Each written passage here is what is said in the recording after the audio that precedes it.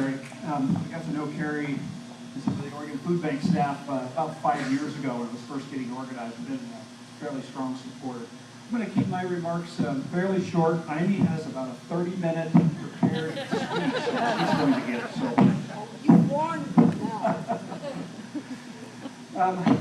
How many of you had a chance to see the Oregonian this morning? Raise your hand. Yeah, front page. Did you see that big article about? Senator, you can talk about it too. But it's front page article of the Oregonian talking about the issues that are happening in Oregon about food, emergency food. The one thing that surprised me was the emergency food boxes. I'm going to make sure I get my facts correct. In 1997, there was emergency boxes of 359,000. In 2011, it's over 1 million. So a threefold increase since 1997. And that's really sad. But thank goodness we have the Oregon Food Bank to make those contributions to be able to help those folks out.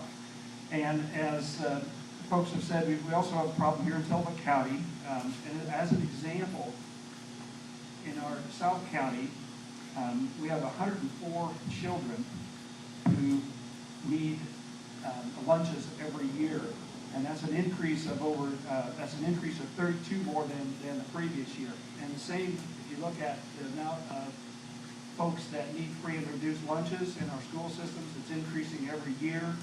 So the need is great in Tillamook County as well. And this is a marvelous space. And thanks to the Offenmeyers for working through this. We had a little bit of an issue.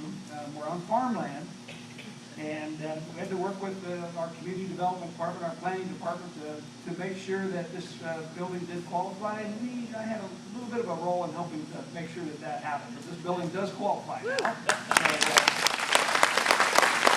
And I appreciate the Offenmeyers for helping that too. This place and the food bank services would not happen without the volunteers.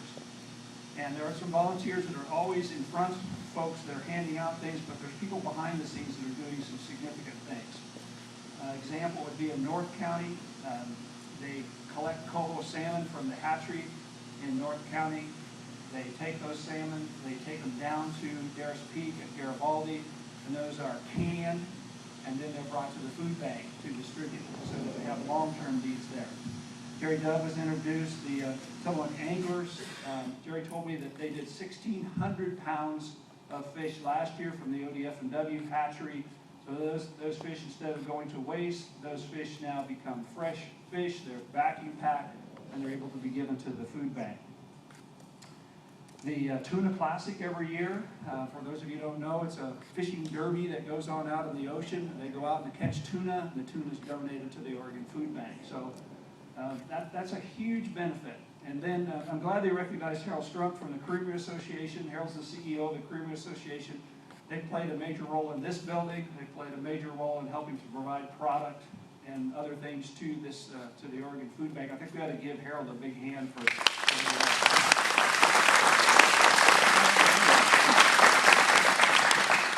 And last but not least, the need is still great. For those of you who haven't volunteered, I encourage you volunteer. And this place runs not on a lot of money. It runs on donations. If you wish to make a cash donation, I'm sure they would do that. Thanks to the Kiwanis for doing that. But if you find some time in your busy lives, and we all have busy lives, please take some time to volunteer. And last but not least, I'd like you to give another hand to what I think is one of the greatest people that you'll have who really cares about food, nutrition, food bank, and that's Carrie Clifton and her work.